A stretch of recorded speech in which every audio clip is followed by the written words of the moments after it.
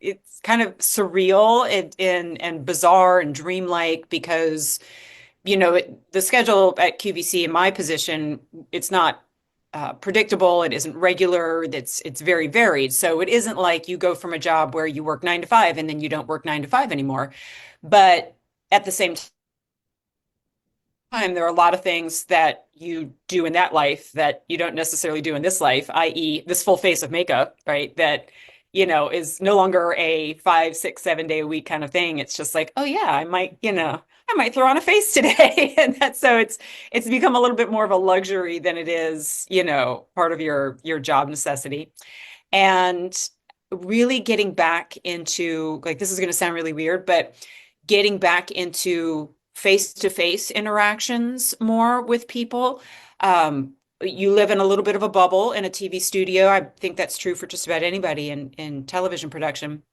And when you leave that, I think of Hoda Kotb a lot and her departure, and I'm thinking she's probably going through a similar thing where it's like she has her network of people, her family there that she had seen every single day, but for the most part, it was the camera, right? And so her connection to, in her case, millions of people happened digitally, virtually. And now I find myself engaging in more like, how's your day conversations with people that I didn't see on a regular basis outside of QVC. So it's been a social, um, I don't want to call it like a shock because like you move to another place, that's culture shock, right? This isn't shock. It's more like, wow, it's a different experience. And that part I am really looking forward to because the next phase of my life will be much more, I hope, uh, face to face and very personal interactions with folks so that I can affect change on a much more intimate level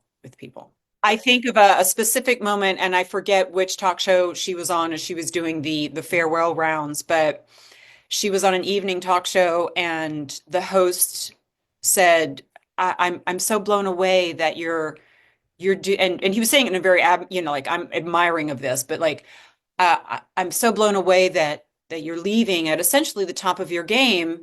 And she kind of nodded, and then the host said, "We'll see how you feel in a month," and everybody laughed. And this wasn't long ago, so I was like, "Wait, no, I can tell you how it's going to feel in a month, right?" And I can tell you that it feels amazing. And at the same time, you have these these pangs of things that you miss, right? But I think of us a little bit as kindred spirits in the sense that our journey has been very similar. And as an aside, I remember as a adolescent and teen watching Hoda as an anchor in New Orleans because I grew up in New Orleans and she was Hoda Kotb on the evening news, and just to watch her rise has been amazing. But I, I imagine she's probably doing the same thing I am, which is like living her best life and embracing all these moments. And, she's taking her kids to school and the little things that, many folks take for granted. Maybe they don't take it for granted, but it's a daily activity. She is doing and savoring those moments, just like I'm savoring, you know, Sunday evenings when I'm not coming home at 1 in the morning after being on the air and just kind of kissing my husband goodnight. Now I'm like, let's have a glass of wine at 8 o'clock on a Sunday, go figure. So I do see those journeys very much the same. And I'm glad that more people, it seems, and women in particular, are making those choices of big leaps at times that maybe aren't predictable, right? You don't have to wait until you're retiring to make a change. And you don't have to wait until a job feels bad to leave it. And it seems crazy when you say it because like why would you leave if you love it? But if you feel that pull in your heart, and if we all dial into it, we know what that feeling feels like. That pull, I believe, is there for a reason. And it's uncomfortable to make that leap, but then when you do, you face palm because you're like, gosh, why didn't I do it sooner?